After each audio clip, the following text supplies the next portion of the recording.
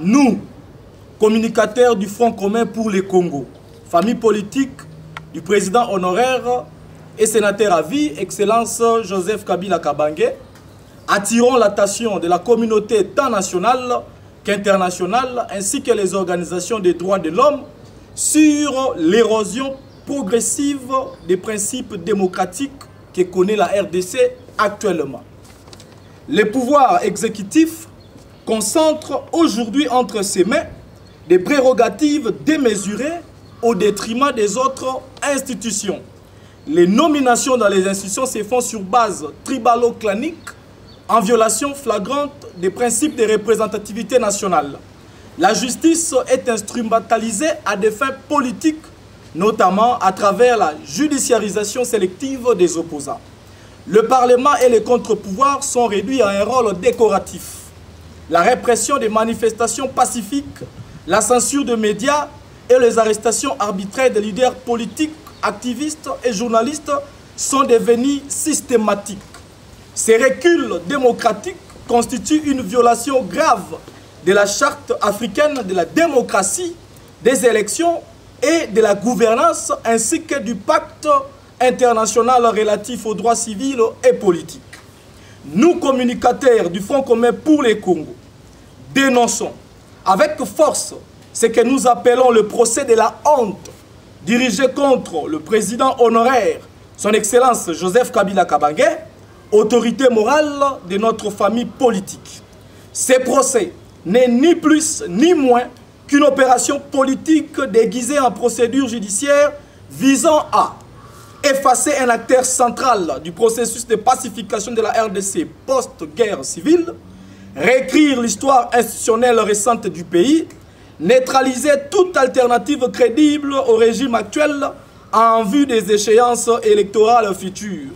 Cette démarche viole les garanties fondamentales d'un procès équitable conformément à l'article 14 du pacte international relatif aux droits civils et politiques et constitue un précédent dangereux pour la paix et la stabilité politique à long terme.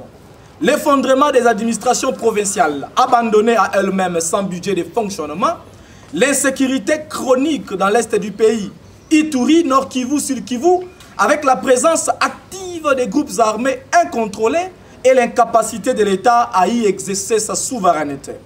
La corruption systémique tolérée, voire encouragée au plus haut niveau de l'État, la corruption systémique tolérée, voire encouragée au plus haut niveau de l'État une fois de plus, le recul du pouvoir régalien, y compris dans la justice, la sécurité et les affaires étrangères.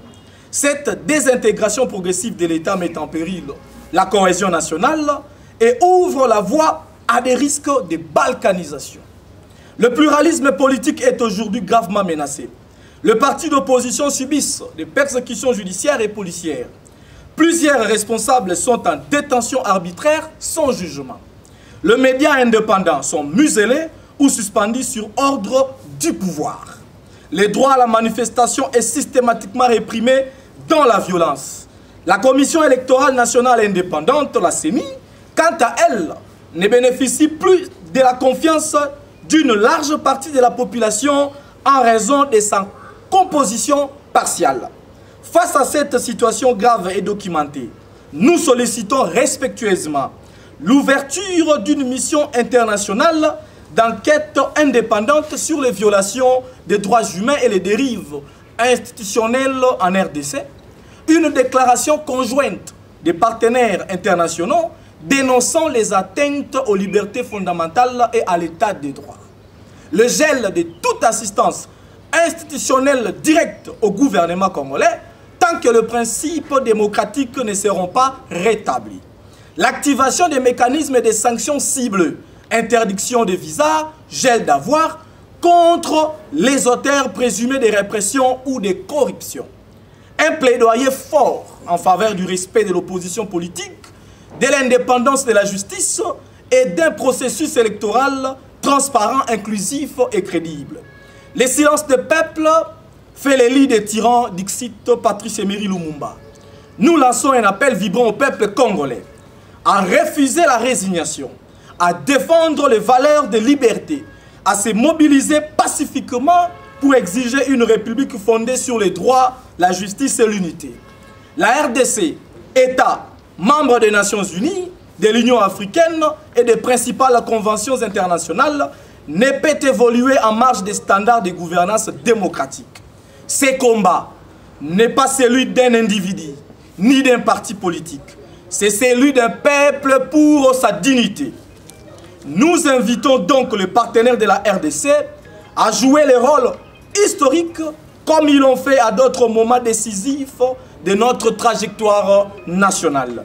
Que vive la République démocratique du Congo, que vive le président honoraire et sénateur à vie, Excellence Joseph Kabila Kabange et la passion du Congo, que vive le Front commun pour le Congo. Voilà. Suivez votre magazine d'actualité Focus plus 243 pour ne rien rater sur la sécurité, la santé, la politique et que sais-je encore.